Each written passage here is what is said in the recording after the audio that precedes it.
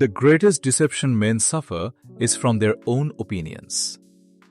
কখনো কি এমন হয়েছে আপনি কোনো মানুষকে প্রথম দেখাতেই ভালো বা খারাপ ভেবে ফেলেছেন, অথবা কোনো খবর পড়ে সেটাই সত্যি ধরে নিয়েছেন কারণ সেটা আপনার আগের বিশ্বাসের সঙ্গে মিলে গেছে? হয়তো এমনও হয়েছে একটা সিদ্ধান্ত নেওয়ার পর শত প্রমাণ দেখিয়েও কেউ আপনাকে মত বদলাতে পারেনি। প্রশ্ন হল, আমরা কি সত্যিই যুক্তি দিয়ে চিন্তা করি, নাকি আমাদের মস্তিষ্ক শর্টকাট ব্যবহার করে, আর সেই শর্টকাটই আমাদের ভুল সিদ্ধান্ত নিতে বাধ্য করে? আজকের এই অডিও বুকে আমি কথা বলবো কগনিটিভ বায়াস নিয়ে। এটা শুধু মনোবিজ্ঞানের একটি বিষয় নয়, এটি আমাদের সম্পর্ক, রাজনীতি, ব্যবসা, ধর্ম, অর্থনীতি, এমনকি নিজের পরিচয়কেও প্রভাবিত করে। চলুন শুরু করি। মস্তিষ্ক কেন শর্টকাট নেয়? ভাবুন, আপনাকে প্রতিদিন লাখ লাখ তথ্য প্রসেস করতে হচ্ছে। প্রতিটি শব্দ, মুখ, গন্ধ, স্মৃতি। যদি মস্তিষ্ক প্রতিটি তথ্য বিশ্লেষণ করতে বসত, তাহলে হয়তো আমরা রাস্তা পার হওয়ার আগেই ঘন্টার পর ঘন্টা চিন্তা করতাম। তাই বিবর্তনের মাধ্যমে আমাদের মস্তিষ্ক একটি ব্যবস্থা তৈরি করেছে।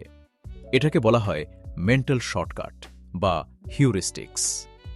বেশিরভাগ সময় এগুলো আমাদের সাহায্য করে, কিন্তু অনেক সময় এই শর্টকাটই হয়ে ওঠে ভুল সিদ্ধান্তের কারণ। সেই ভুলগুলোই হল কগনিটিভ বায়াস।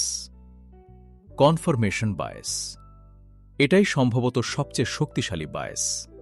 আমরা এমন তথ্য খুঁজি যা আমাদের আগের বিশ্বাসকে সমর্থন করে, আর যেসব তথ্য বিপরীত কথা বলে সেগুলো আমরা উপেক্ষা করি। যদি আপনি বিশ্বাস করেন কোনো একটি ডায়েটই পৃথিবীর সেরা, তাহলে আপনি সেই ডায়েটের সফলতার গল্পই বেশি দেখবেন। ব্যর্থতার গল্পগুলো চোখ এড়িয়ে যাবে। সোশ্যাল মিডিয়ার অ্যালগোরিদমও ঠিক এভাবেই কাজ করে।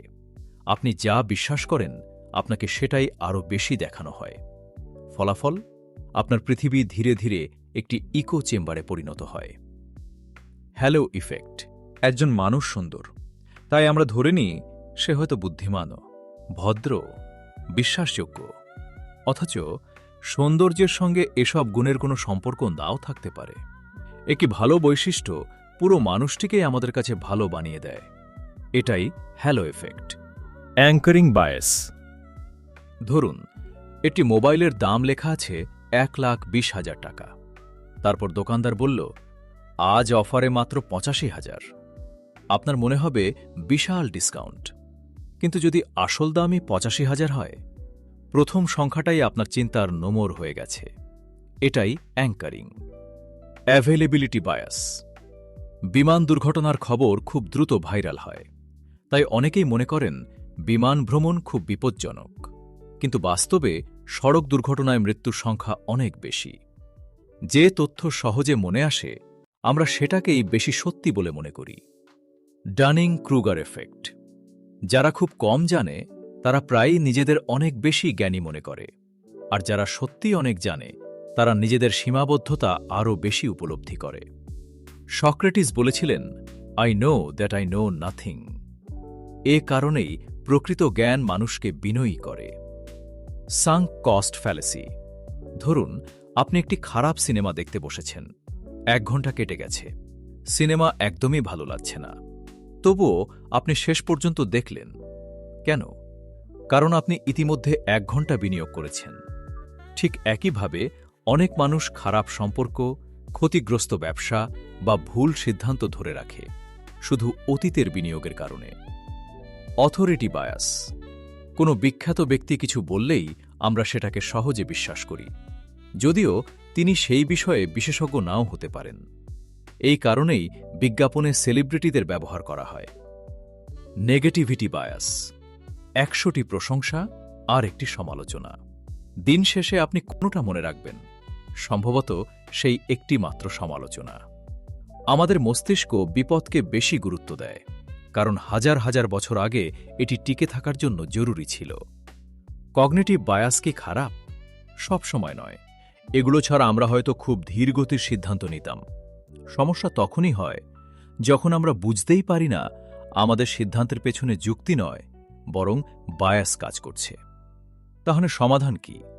প্রথমত, নিজের বিশ্বাসকে প্রশ্ন করুন। দ্বিতীয়ত, বিপরীত মতামত পড়ুন। তৃতীয়ত, দ্রুত সিদ্ধান্ত নেওয়ার আগে একটু সময় নিন। আর সবচেয়ে গুরুত্বপূর্ণ, আমি ভুলও হতে পারি, এই বাক্যটি নিজের জীবনের অংশ বানান। শেষ করার আগে কিছু কথা বলি। মানুষের সবচেয়ে বড় শত্রু সবসময় বাইরের কেউ নয়, অনেক সময় সে নিজের মস্তিষ্ক। কারণ বাস্তবতা যেমন আছে, আমরা সব সময় তা দেখি না। আমরা দেখি আমাদের মস্তিষ্ক যেভাবে বাস্তবতাকে ব্যাখ্যা করে। তাই হয়তো সত্যিকারের প্রজ্ঞা মানে সব উত্তর জানা নয়, বরং নিজের চিন্তার সীমাবদ্ধতাকে চিনতে শেখা। আজ রাতে ঘুমানোর আগে নিজেকে শুধু একটি প্রশ্ন করুন, আমি যে বিষয়গুলোকে নিশ্চিত সত্য বলে বিশ্বাস করি, তার মধ্যে কতগুলো আসলেই সত্য আর কতগুলো শুধু আমার কগনিটিভ বায়াসের গল্প। হয়তো সেই প্রশ্নই আপনার পৃথিবীকে নতুনভাবে দেখার শুরু হবে। ধন্যবাদ।